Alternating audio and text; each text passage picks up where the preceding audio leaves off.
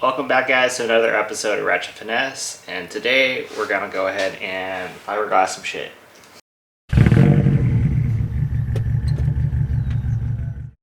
So I posted on social media some of the progress I've been making on the fiberglass, and it looks like a lot of you guys said, hey, do another fiberglass episode, so here we are.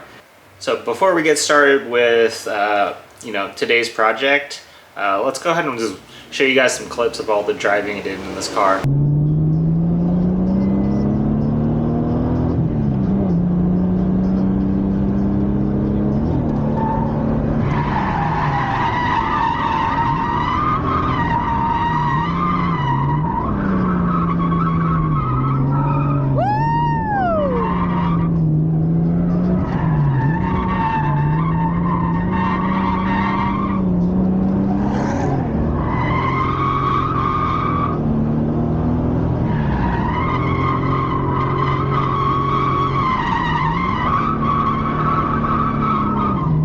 So after the swap, I didn't install my inline hydro that I had before, so I was just relying on my factory e-brake.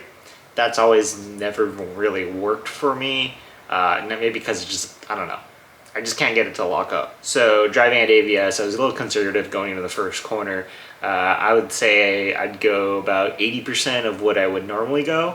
I was getting a little bit more comfortable with my initiations and being able to flick the car into the corner.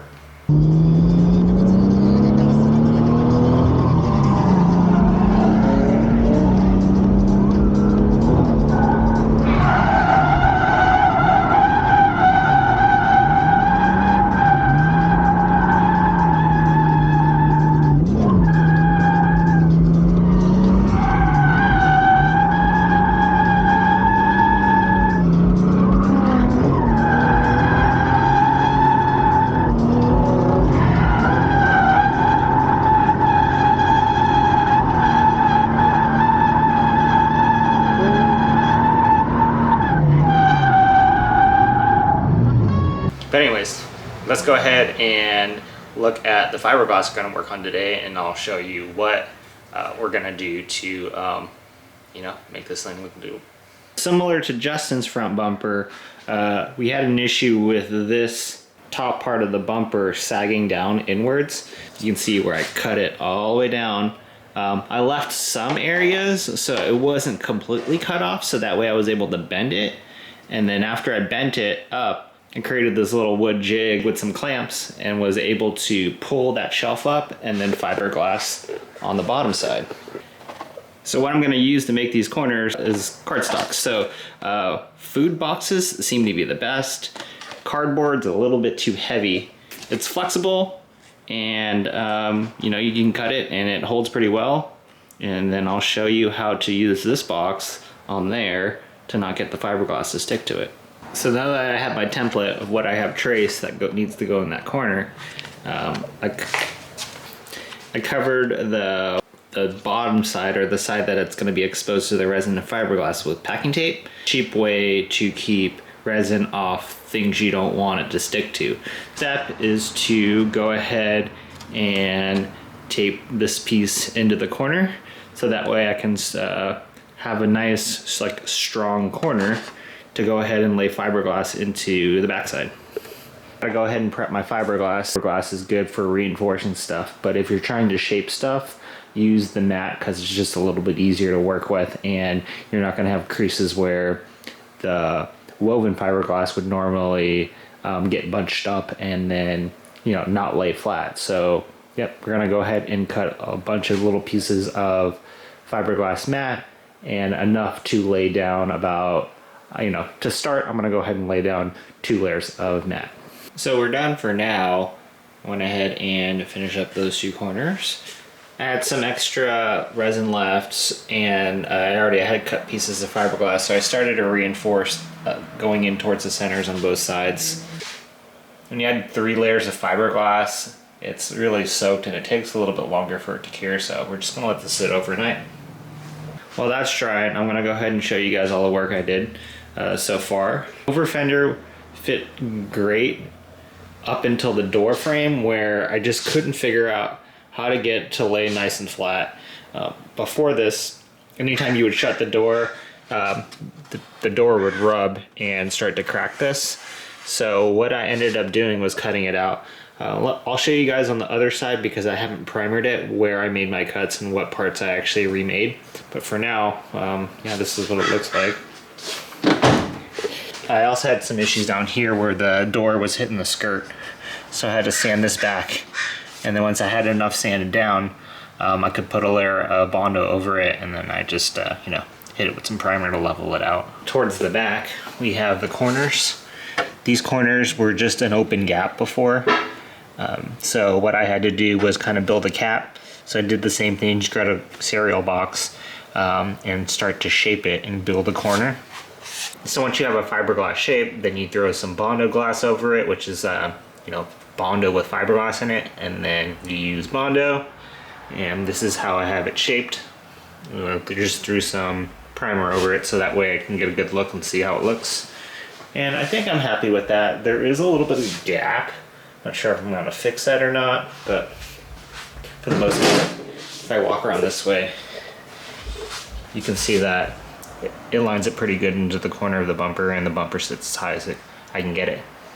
As for hardware, I have to use a screw, but I might change that up. I actually want to zip tie it to what's left of the inner fender. But since I put overs on and I cut all that out, there isn't much inner fender to use to mount the kit to, so these screws just help me keep the bumper centered, and it was just easier for me to work with the kit knowing it was always in the same position when I was building those corners. Same thing with the fronts, or sorry, the side skirts. I do have a screw in here, and then I also have 2 screws up in the front. Alright, let's go walk around to the other side where this bumper's not in the way.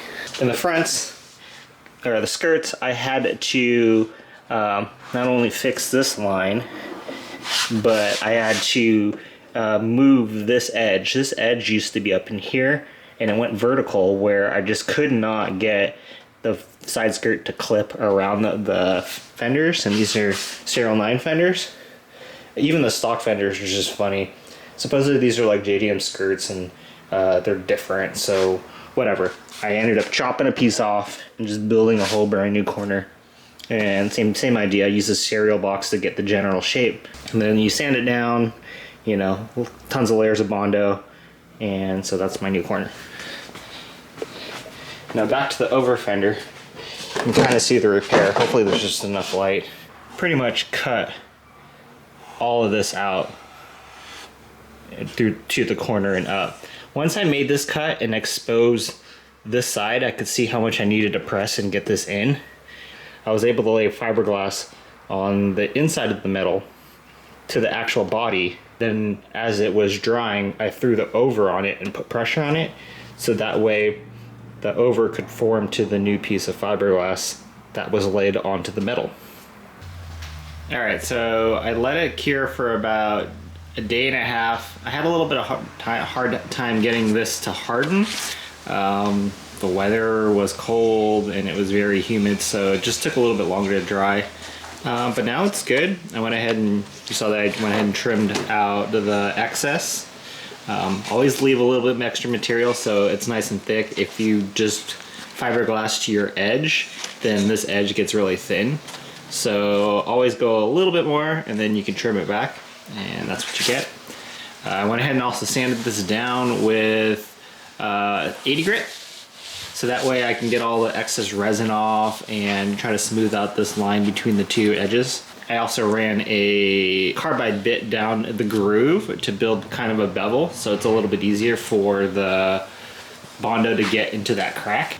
Alright, so let's go ahead and mix up some Bondo glass, and I'm going to go ahead and cover this area. I don't know if Bondo glass is going to stick in this crack, but I'll give it my best shot.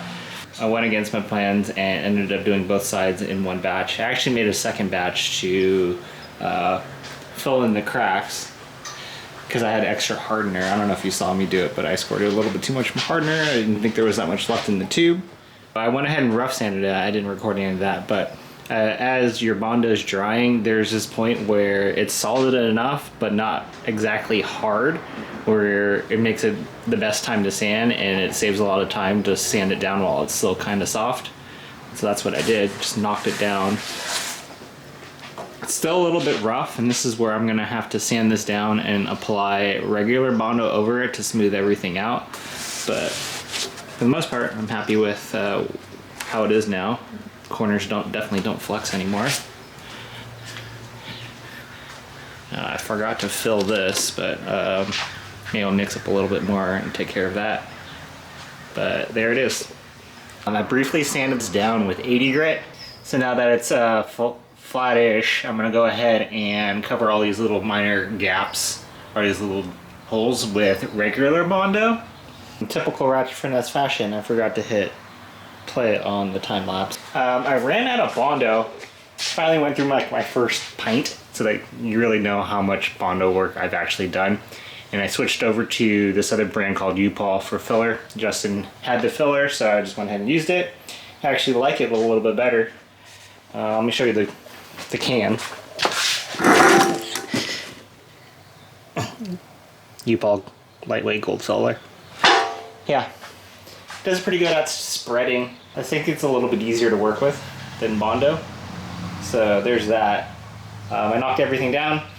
There are some areas where I need more, so I'm thinking 1 or 2 more layers in certain areas to smooth everything out, and I'll be good to go. So what felt like forever with Bondo, I got it to the point where I'm happy enough. Sanded it down smooth with 180 grit. Now I'm going to go ahead and primer these areas so that way I can see if there's any heavier sanding scratches I got to take out from when I was knocking it down originally with 80 grit. The bumper's primered now, so let's go ahead and take a look and see how it came out. Yeah, so not too bad. The reason why I do this is because for like little things like this, they start to appear and you really can't see them unless you actually put some sort of coat on top, or at least I can't see them. So if there's some primer on there, not only to fill the scratches and let me know what scratches are left, like I can still see some scratch marks. I can still see some scratch marks, but it's like, you know, very faint. But when I go back to hit this again with 320, everything should be smooth enough that when we lay down the next coat of primer, and I'm going to actually use 2K primer, not like spray can primer, it should come out looking a lot more smooth. As you can tell, there's a reason why I do this, because like in here, if you can see up close, there's these fine little cracks, and those are areas where I didn't repair. So yeah, that was, you know, just little defects from the manufacturing process that, yeah, I have to go over and, you know, probably to skim it, this whole bumper once I block it. Give you a better idea, or to get a better finish when I go to paint it, because you know, it's not how good you can paint, but it's also how good your prep is. So what's next for the car? Well, got a whole lot of sanding to do.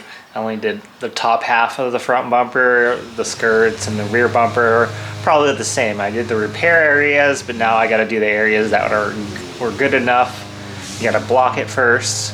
And then, you know, I'll get the grit up to 320. I still got a ton of sanding left to do. I'm gonna go ahead and take care of that, and I'll catch you guys in the next episode when it's actually time to, you know, lay down some primer and some paint.